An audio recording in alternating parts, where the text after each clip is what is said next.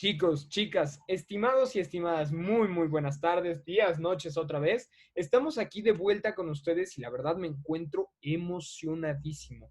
Porque pues como les comentamos la entrevista pasada del programa anterior, pues habíamos tenido ya una invitada internacional y el día de hoy hacemos justicia a un invitado internacional que nos acompaña por segunda ocasión consecutiva. Tenemos un invitado internacional. El día de hoy, pues también tenemos una diversidad de culturas presente en la llamada increíble. Nos acompaña una persona originaria de Venezuela que actualmente radica en Chile. El día de hoy tenemos con ustedes, como habrán escuchado un poquito en la primera parte del podcast, un intérprete de lengua de señas, que además se encuentra estudiando la carrera de Derecho. Con ustedes, amigos míos, Rafael Juanán Farías Moreno. Rafael, ¿cómo estás el día de hoy? Hola, muy bien. Egresado de la carrera de Egresado, Derecho. egresado, una disculpa. No, tranquilo, no te preocupes. No, buenísimo. Pues de entrada, Rafael, le decimos a todos nuestros entrevistados siempre que pues vaya, desgraciadamente es muy difícil vernos así a través de la pantalla, lejos, la calidez y todo, pero pues nosotros tratamos de tener este ánimo vivo aquí en Escuchemos a las Manos a la Radio y pues siempre decirles muchísimas gracias por aceptar estos minutitos de una entrevista en la que estoy seguro, pues vamos a aprender muchísimo, ¿verdad, Rafael? Sí es, correcto. Y pues primero que nada ya les anticipábamos al público, eres un intérprete de lenguas de señas. Y pues haciendo un poco una investigación, me encantaría saber pues un poquito de tu trayectoria. ¿Qué es lo que a ti te inspira a ser un intérprete de lengua de señas? ¿De dónde nace esta pasión? Bueno, ya me presentaste. Gracias también a ustedes por la invitación a participar acá en este programa. En verdad me encuentro muy contento y muy halagado de que me hayan invitado. También saludos a Ariadna, que me hizo extensiva la invitación. Saludos para ella. Eh, yo me motivé a ser intérprete porque tenía amigos que eran sordos. O sea, gracias a la vida, diría yo, tuve la oportunidad de conocer personas sordas. Mi hermano hizo un curso de lengua de señas, conocí a algunas personas sordas, él me invitó a reunirme con ellos, donde ellos se reunían. Y ahí empecé a conocer a algunas personas sordas, a ir a interactuar con ellos. Y pues una vez que empecé en ese mundo y a conocerlos, pues seguí yendo porque yo sentí que era como importante conocerlos, comunicarse con ellos, o sea, poder expresar mis ideas, las cosas que yo quería, todas mis ideas que yo quisiera compartir con ellos, a poderlo hacer como lo hago con una persona oyente, con una persona que habla español. Entonces, por esa razón, yo me motivé a aprender un poco más. Y pues tenía, no sé, como un año, un poco más, ya en bastante contacto con la cultura sorda, viéndolo semanalmente.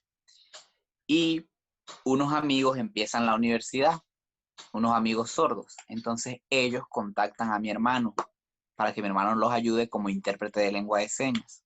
Mi hermano no tenía mucha experiencia como intérprete, pero sí manejaba la lengua de señas. O sea, la experiencia de mi hermano como intérprete era muy de acompañar a sordos a hacer un trámite, a acompañarlos al médico. Esa era la experiencia de él como más casera, pues como más ayudar a un sordo en específico. Pero hacerlo como en un contexto formal, de una manera, no tenía esa experiencia, tenía solo el conocimiento de la lengua de señas, pero él se arriesgó y fue y ayudó a estos amigos.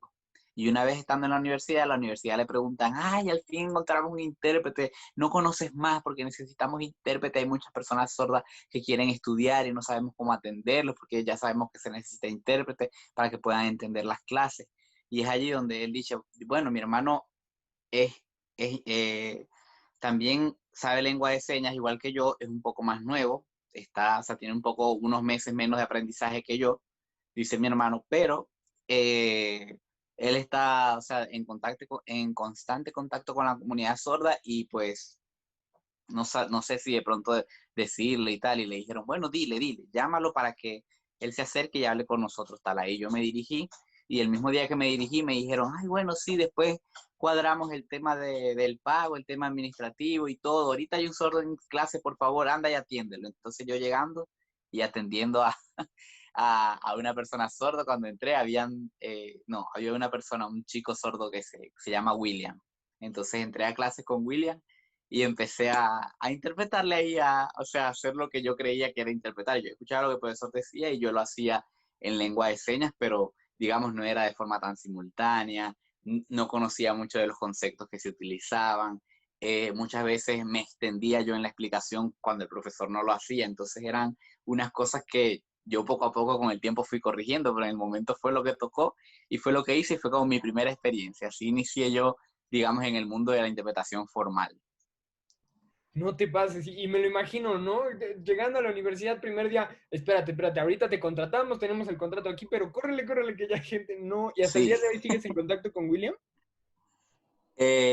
lo que pasa es que William sigue en Venezuela, entonces allá, Ah, bueno, la ok. situación con el internet, muchos no tienen equipo, dispositivos para conectarse y eso, entonces yo lo tengo por las redes sociales, sí, pero, y es una persona muy, no sé, como muy humilde, él es muy expresivo, muy bueno en lengua de señas, pero a la vez tiene una actitud muy humilde, o sea, muy de enseñar, de ayudar, mira, no, ¿por qué no lo haces así? Y él todo lo explicaba y lo hacía, entonces yo simplemente lo imitaba y me ayudó bastante, en verdad, trabajar con él, Tanto como tú le enseñabas lo que el profesor estaba diciendo, como él te mostró mucho. como No, él me qué padre, qué enseñaba a mí. bonito.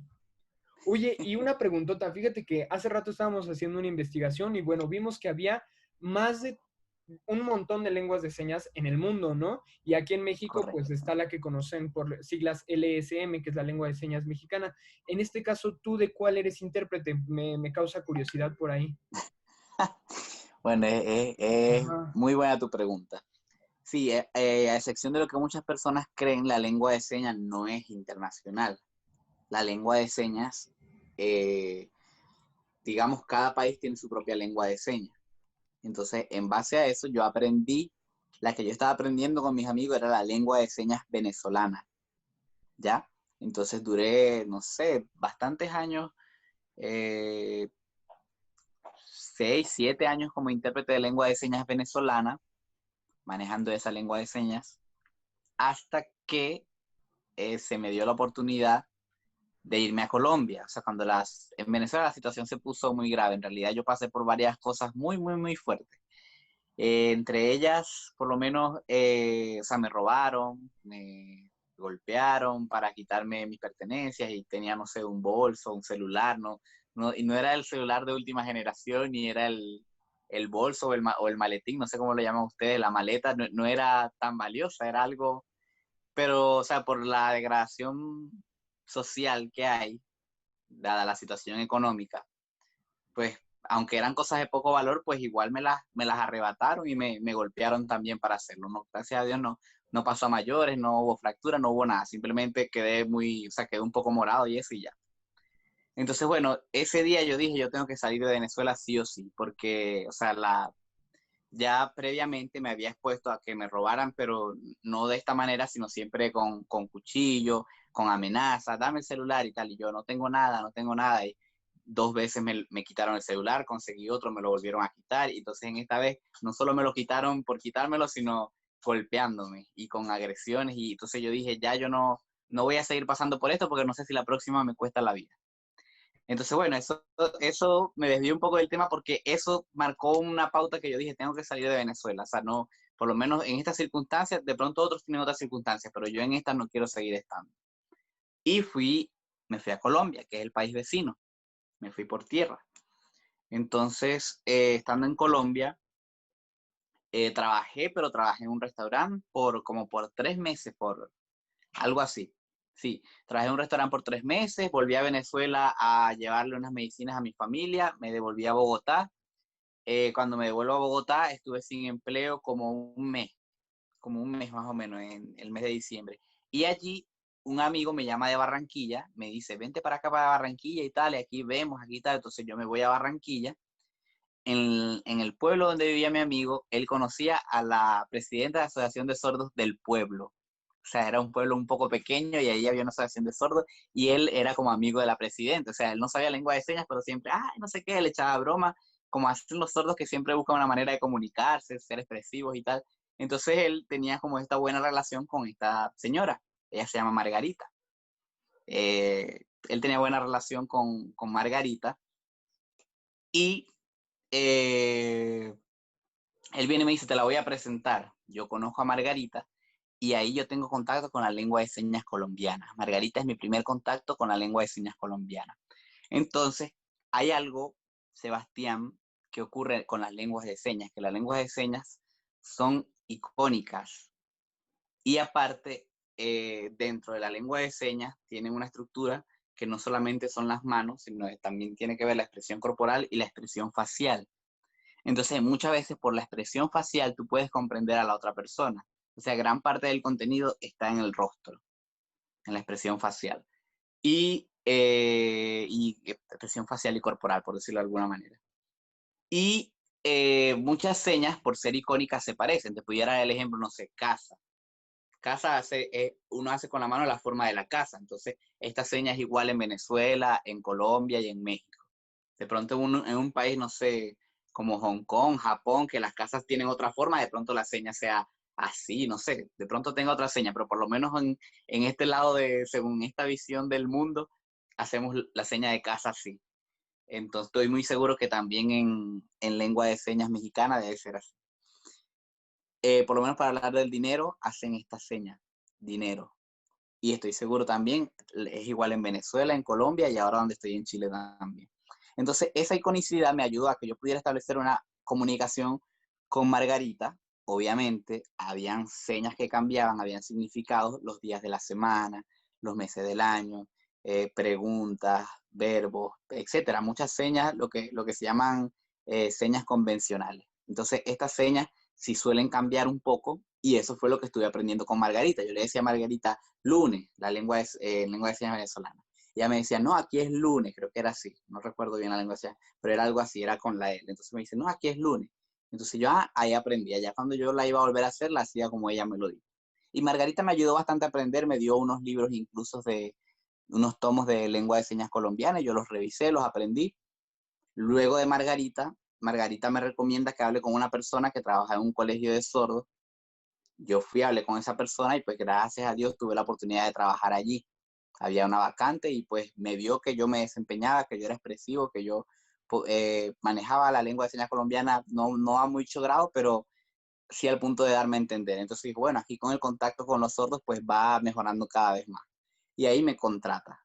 Y pues ahí empecé, trabajé como por 10 meses en esa escuela y ahí adquirí la lengua de señas colombiana en contacto con personas de la escuela y con la Asociación de Sordos de Barranquilla, eso es en Barranquilla, en Colombia, con la Asociación de Sordos de Barranquilla del Atlántico, que también me ayudó mucho, y con la Fundación Fundisor de Barranquilla también, que me ayudaron infinitamente. O sea, fueron unas personas sordas que me trataron como su familia. Eso también es muy bonito en la comunidad sordo, que ellos se abren a ti, pues ellos, o sea, cuando ven que tú hablas lengua de señas, se comunican y tú como aprendiste, entonces se crea una buena energía.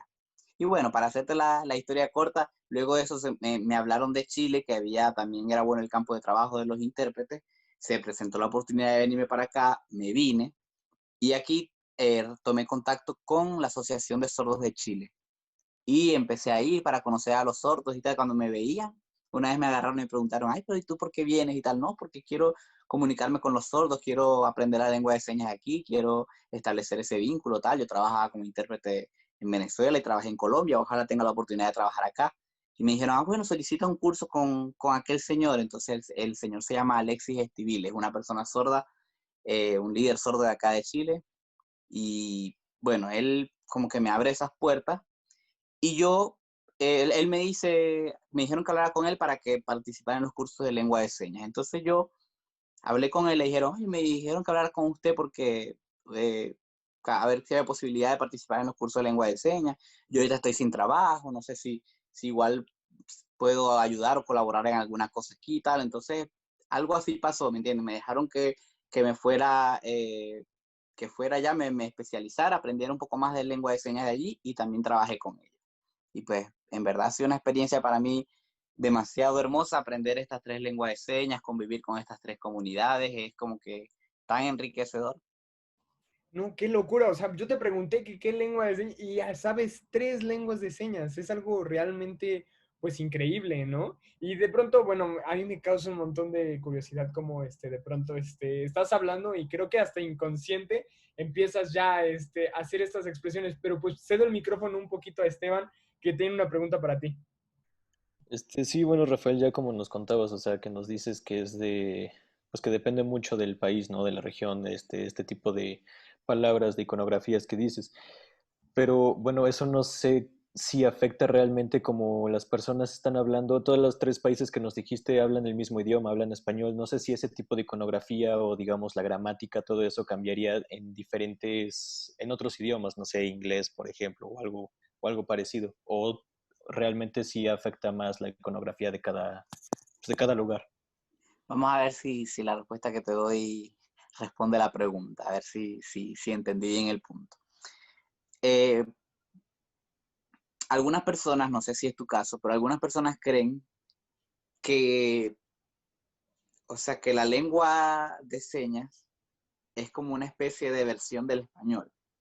Entonces, no sé qué si en español yo digo, hola, ¿cómo estás tú? Cuando yo voy a hacer lengua de señas, yo voy a decir, hola, voy a decir, hola, ¿cómo estás tú? Que voy a decir como que, igual como aquí digo la palabra por palabra, aquí digo la seña por seña, pero no es así.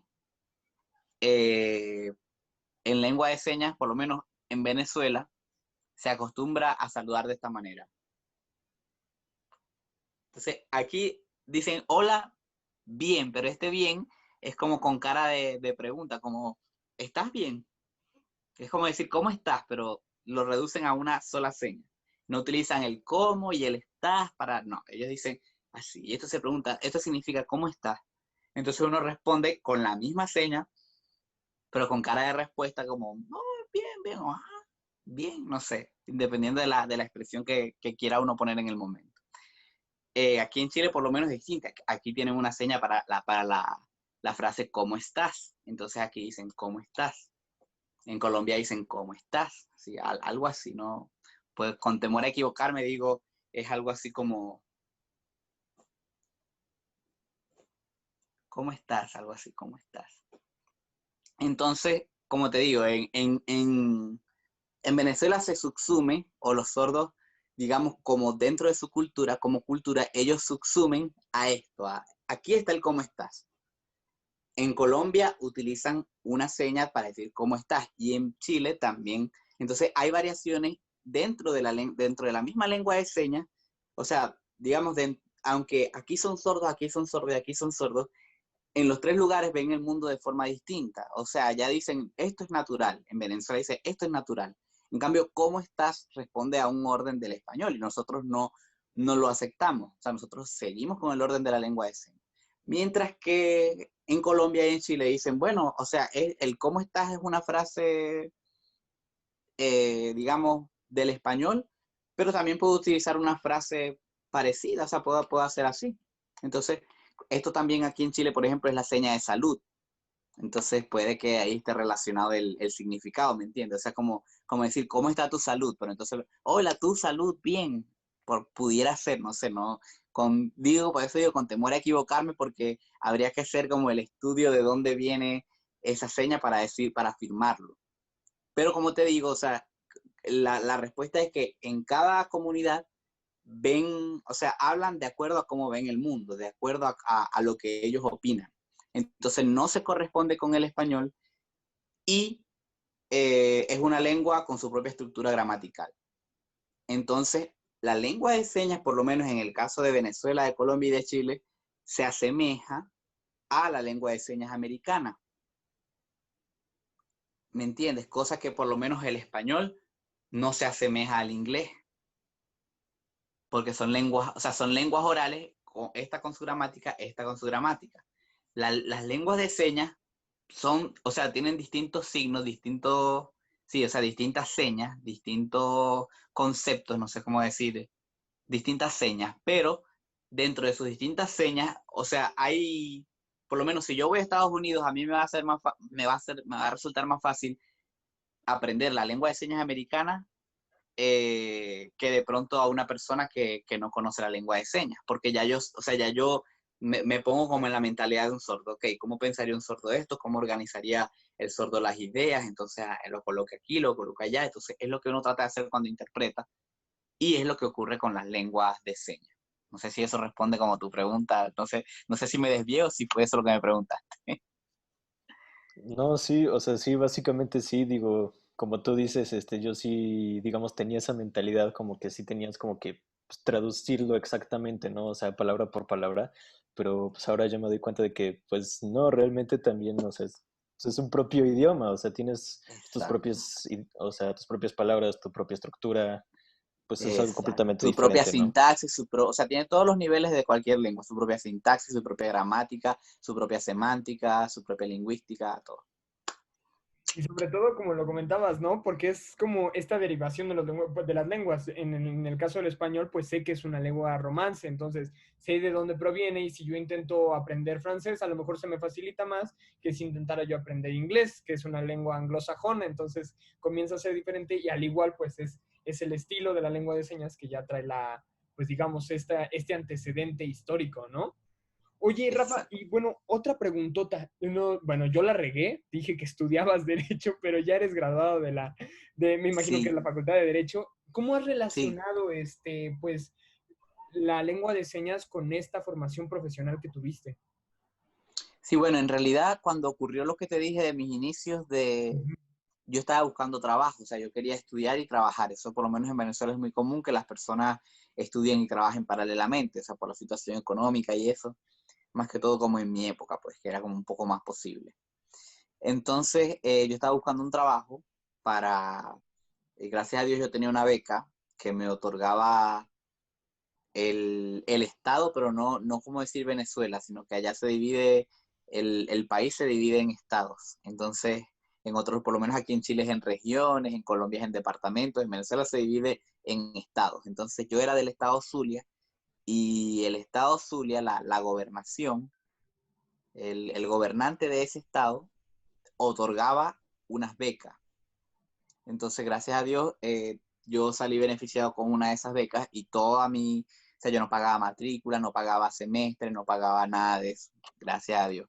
Pero por lo menos lo que eran libros, leyes, todo eso iba de mi cuenta, todo eso tenía que buscarlo yo. Entonces estaba buscando un trabajo para eso y justo tuve un trabajo en una pizzería, luego trabajé en un centro de comunicaciones y justo trabajando en el centro de comunicaciones ocurre lo de mi hermano y mi hermano dice, mira, ya están necesitando intérpretes y tal. Y yo le dije que tú fueras y que... Entonces ahí yo fui a la universidad, quedé trabajando en la universidad por una parte y por otra, continuando, o sea, ya había iniciado mi carrera de derecho, estaba, no sé, en el tercer, cuarto semestre por allí. Entonces llevé como paralelamente ambas cosas, mi carrera y mi trabajo. Me gradué en el año 2015 de abogado y pues estando en este mundo de las personas sordas me llamaba la atención que por lo menos las personas sordas llegaban a la universidad y habían ciertos conceptos o ciertas lagunas y o sea, ciertos conceptos que no conocían, ciertas lagunas. Y yo decía, oye, no sé, algo como el ciclo del agua yo lo vi en básica, porque entonces, o sea, daba la casualidad que nosotros llegamos a tener, o sea, interpretando, llegamos a tener en el mismo salón 5 sordos, 4 sordos, 3 sordos, o sea, como te digo, había mucho, que eso es muy poco, por lo general los sordos estudian solo, pero imagínate, cuando habían 4 sordos en un solo salón. Entonces que el profesor estaba diciendo, no, el ciclo del agua, tal, entonces uno decía, no, el agua, la lluvia y tal, entonces ellos se quedaban así como, y se miraban y decían, ay, así ocurre con o sea, ya hablaban entre ellos, así ocurre con el ciclo del agua, por eso es que llueve, porque entonces, ese es como un ejemplo, y tú quedabas así como, los veías que ellos se distraían en ese tema, o que no entendían, o te preguntaban, y tú quedabas así como que, oye, ¿y por qué? O sea, ¿por qué ellos no saben esto si esto es algo de básica? Y así con otros temas, que son temas de básica, y ellos no lo sabían, entonces yo, oye, ¿qué pasó? Entonces yo empecé a preguntar con otros intérpretes de escuelas y tal, y me di cuenta, digamos, de la situación, que muchas veces estos profesores de personas sordas eran oyentes, que no sabían lengua de señas, entonces muchas veces le escribían, y me di cuenta que muchas veces los profesores de sordos no manejaban lengua de señas, y yo, oye, ¿por qué? Entonces cuando tú veías el currículo, o sea, tú veías, no sé, preguntaba, ajá, ese profesor, por ejemplo, él da clase en esa escuela, ok, en esa escuela básica. ¿Y él es graduado en qué? No, él es graduado en audición y lenguaje. Entonces tú decías, o sea, en audición y lenguaje, supuestamente es el especialista que atiende a estas personas. Pero el especialista que atiende a esas personas no puede comunicarse con ellos. Entonces el currículo universitario está formando gente para que atienda a sordos, pero esa formación no se adecua a lo que el sordo necesita, que es comunicarse. Entonces yo empecé a ver eso, oye, entonces, ¿qué dice la ley? Empecé a investigar la ley y la ley dice que se garantiza el derecho a las personas sordas a acceder en su propia lengua, a los contenidos curriculares y no sé qué. O sea, y dice muchas cosas tan hermosas y yo decía, oye, ¿por qué todo esto que dice la ley no se está cumpliendo en las escuelas, no se está llevando a cabo? Y, o sea, me pareció muy extraño eso. Entonces yo me apasioné con ese tema, me tocaba graduarme, me tocaba hacer una tesis y yo les dije, tenía una tutora académica y una tutora metodológica. Entonces hablé con mis tutoras y le dije que a mí yo quería, o sea, que yo había visto esta situación problemática, esto y esto. Y yo quería determinar por qué, o sea, quería analizar la situación del derecho a la educación de las personas sordas en mi municipio, como mi tesis de grado. Entonces la metodológica no estuvo muy de acuerdo, porque, o sea, la universidad tenían ciertas normas, tenían que ser mínimo 3 o 4 personas por tesis, o sea, considerando el volumen, pues, para atender a las personas y eso, tal. Entonces ella dijo, vértale, no sé, y tal, aparte tendrías que buscar un profesor en ese tema, que conozca de ese tema y que, o sea, y que esté dispuesto a llevar eso contigo, tal, a ver, un tutor académico. Y yo me puse a pensar y tal. Entonces ella me dijo que estaba en veremos. Me puse a pensar en los profesores. Gracias a Dios, la profesora Eugenia Harris fue una profesora que me ayudó bastante. Ella me dijo, yo voy a ser tu tutora, yo te voy a ayudar para que tú logres eso que quieres hacer. Entonces ella, su perfil es de derechos humanos y caía como justo como anillo al dedo porque el derecho a la educación es un derecho humano. Y pues yo quedé así como, gracias profesora, gracias, gracias, gracias. Hablo con mi tutora metodológica, ellos me hicieron hablar hasta con el decano, o sea, fue todo un proceso burocrático que yo tuve que cumplir porque o sea, se iba a aceptar una tesis de una persona, cosas que la universidad no hacía. Se iba a aceptar una temática que la universidad quizás no estaba preparada para esa temática. O sea, y eran como tantas cosas que iban a ocurrir que tuve que seguir varios pasos por aquí y por allá hasta que todo se solucionó, todos los trámites, el papeleo listo. Y hice mi tesis, la culminé. Mi tesis se llamó Análisis del Derecho de la Educación de las Personas Sordas en el municipio de Maracay. Y yo estudié la Constitución, la Convención sobre los Derechos de las Personas con Discapacidad, que sigue vigente, la Ley Orgánica de Educación de Venezuela, y la ley para personas con discapacidad en Venezuela. Me basé en estas 4 leyes para analizarlas y ver si los artículos relacionados con las personas sordas, con la lengua de señas o con las minorías lingüísticas y comunitarias estaban siendo aplicados a las personas sordas, ya que no saben cuál es la respuesta. ¿Cuál fue? La respuesta fue que no se estaba garantizando lo que la ley decía. Eso. Pues claro, y creo que lo vimos un poquito pues en este tema de la investigación, que pues igual, de igual manera en México, pues ya sabes, en la Constitución mexicana se estipula que bajo el artículo primero que establece la no discriminación y la igualdad, todo está hermoso, ¿no? Como nos lo comentabas, creo que es algo que me quedó muy en claro, que pues efectivamente puede estar en el gran libro, en el magno libro, en el que rige a todo mundo, pero que se lleve a la práctica es pues completamente diferente, ¿no? Es muy complejo. Y bueno, vaya, creo que ahí tú eres un pilar esencial, porque no solamente atacaste el problema desde que tu trabajo fue enfocado directamente hacia la educación, sino que dijiste, a ver, yo noto esto, voy a agarrar otro trabajo importante de mi vida, que es tu tesis, y lo enfocaste a algo pues verdaderamente importantísimo para la igualdad de oportunidades. Uh-huh. Y Sí, pues al final del día me gustaría terminar un poquito la entrevista porque nos estamos yendo un poquillo de tiempo, pero la verdad me la he pasado muy bien.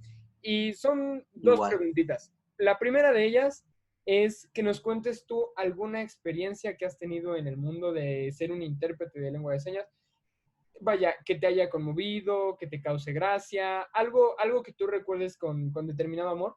Y por supuesto, si hay alguna persona que nos está escuchando y quisiera contactar contigo, a lo mejor por alguna pregunta que tiene relacionada a alguno de los 3 países que comenta o demás, en donde te pudieran encontrar, contactar un poquito de tu información. Ya, bueno. Mira, he vivido tantas experiencias, algunas cómicas, otras tristes, otras... O sea, no sabría cómo explicarte. En verdad, trabajar con la comunidad sorda no es un asunto sencillo porque, o sea, ellos vienen cargando con cierta discriminación, con ciertas actitudes que ha tenido la sociedad de oyentes en general hacia ellos, que entonces cuando tú eres un oyente que se acerca a su comunidad para aprender lengua de señas, muchas veces ellos, o sea, todas esas frustraciones las descargan en ti. ¿Por qué las descargan en ti? O sea, yo he reflexionado mucho al respecto y yo digo, pero ¿por qué si uno quiere ayudar, tiene la buena intención, comparte con ellos, come con ellos? Claro, no todos, algunos, pues estoy generalizando, pero algunas personas sordas y muchas veces es como un sentimiento comunitario. O sea, uno siente que como intérprete lo atacan. Entonces, ¿por qué ocurre eso? Entonces, yo reflexionando sobre el asunto, he llegado a la conclusión de que se trata de eso, de que uno es el oyente que está como al alcance de ellos. O sea, ellos de pronto quisieran decirle 800 cosas a los oyentes que le han hecho daño o que los han subestimado, o que les han tratado de una manera discriminatoria, pero no pueden porque no los entienden. Entonces, como uno es el oyente que sí los entiende, pues muchas veces uno termina recibiendo todo eso, pero bueno, ahí que es un trabajo ya que uno tiene que hacer ahí de ir canalizando eso, de tener aguante en eso. Sin embargo, te digo que una experiencia muy bonita fue cuando, la que te comentaba de cuando llegué a Colombia. Cuando yo llegué a Colombia, llegué a Azatlán, Asociación de Sordos del Atlántico. Entonces, allí, digamos, formalmente, conocí una comunidad grande de personas sordas y cuando yo estaba con miedo, yo decía, dígame si ven que yo no hablo la lengua de ellos, o sea, que yo hablo lengua de señas, pero cuando ven ellos no las entienden porque son señas venezolanas, entonces me critican o me dicen, ay, aprende bien las señas de acá antes de venir a hablar con nosotros, o se ofenden porque yo les diga algo mal o algo que ellos no entienden, o sea, me empecé a pensar como tantas cosas que yo fui y me senté, entonces yo veía así y los veía todos lo que hacían y la gente hablando y me miraban y así como que quién es él y tal, y por la expresión yo sabía que estaban hablando de mí, pero yo solo miraba y miraba hasta que se me acercaron y yo pues como que con miedo moví las manos, hola, yo entonces deletreé mi nombre, las letras son muy parecidas en todos los países, cambian, siempre cambian que si la F, la Q, la T, difiere entre país y país, pero por lo general las letras son muy parecidas. Entonces yo deletreé mi nombre, y así, pues entonces todo con miedo, pero ellos, no, bienvenido, adelante y tal. Entonces me agarró el presidente de Azatlán, se llama Gustavo, y Gustavo me llevó y me dijo, miren, conózcanlo, él es un intérprete venezolano que está aquí para aprender y todos los sordos, hola, bienvenido, y me agarraban. Y entonces, o sea, eso para mí fue como tan significativo, de verdad, que yo venía, o sea, a otro país donde no conocía gente, a empezar desde cero, donde no tenía amigos, y recibir esa cálida bienvenida y dijeron, ay, ven la semana siguiente o ven, vuelve a compartir con nosotros y recibir esa, o sea, recibir esa buena bienvenida, esa invitación, ese abrazo cálido de estas personas, me dejó ver que las comunidades sordas, pese a que estén en distintos países, o sea, sienten esa, hay como algo positivo, ¿me entienden? Que ellos ven, tú sabes, tú apoyas a los sordos, tú estás con nosotros, o sea, tú aprendiste lengua de señas, te interesa el tema, eres bienvenido. Y lo mismo me ocurrió aquí en Chile, entonces es algo muy lindo, de verdad. Así como está la parte, como todo, pues el vaso medio lleno, medio vacío. Entonces, así como puedo reconocerlo, la parte medio vacía del vaso, también está la parte medio llena, que es muy linda. No, increíble, la verdad increíble. Tú lo platicas y yo me emociono, de verdad lo siento como si fuera yo quien estuviera ahí presente y de sentir ese nervio a sentir esa calma de, mira qué bonito es lo bonito, ¿no? Y pues Sí, Rafael, de un ser poquito, recibido. pues que nos compartieras más o menos cómo podemos saber más de ti, que nos compartas ahí un poquito de tu fanpage. Bueno, yo tengo muchos proyectos en mente, muchos de los cuales algunos no he ejecutado por falta de recursos, falta de tiempo, falta de algunas cosas. Entonces me estoy equipando un poco en todo, en recursos, en tiempo, en organización, a ver qué cosas buenas se avecinan por allí. Mientras tanto, pueden seguirme mediante las redes sociales. Yo tengo en Instagram, el Rafa Farías. Ahí hice como un juego de palabras porque como es Rafael, entonces puse el Rafa, como que Buenísimo. le invertí la sílaba. Entonces, el Rafa, @ el Rafa Farías. En Facebook también me pueden encontrar como @ el Rafa Farías o colocan Rafael Juanán Farías Moreno y ahí aparezco. Y en Twitter, que es una red que tengo un poco, que uso mucho menos, pero también la tengo, es @ el Rafa Farías. Entonces, por cualquiera de esas redes me pueden escribir. Mi correo electrónico es rafael.farías.moreno@gmail.com. Cualquier cosa, yo tengo amigos intérpretes en México que interpretan en lengua de señas mexicana. Conozco algunas asociaciones de sordos, las que no conozca puedo averiguarle y preguntarle para cualquier persona que necesite, que se esté iniciando en esto, que desee más información, de pronto si busca alguna manera de trabajar en conjunto, algo que podamos hacer, pues también bienvenido sea. Estoy muy a la orden para cualquier invitación, para cualquier apertura que tengan hacia mí, de mi parte, eso. Y muchas Queda gracias buenísimo, por esta oportunidad. buenísimo, buenísimo, Rafael. No, y pues la verdad, las gracias y el honor es completamente nuestro hacia ti. De verdad, muchísimas gracias por tomarte estos minutitos. Yo sé que de pronto andamos en la corredera de pues las universidades, el trabajo y demás, pero te agradecemos muchísimo que siempre se tome este tiempo para pues para dedicarle unos minutitos a esta entrevista y te agradecemos muchísimo, muchísimo, muchísimo tu presencia el día de hoy.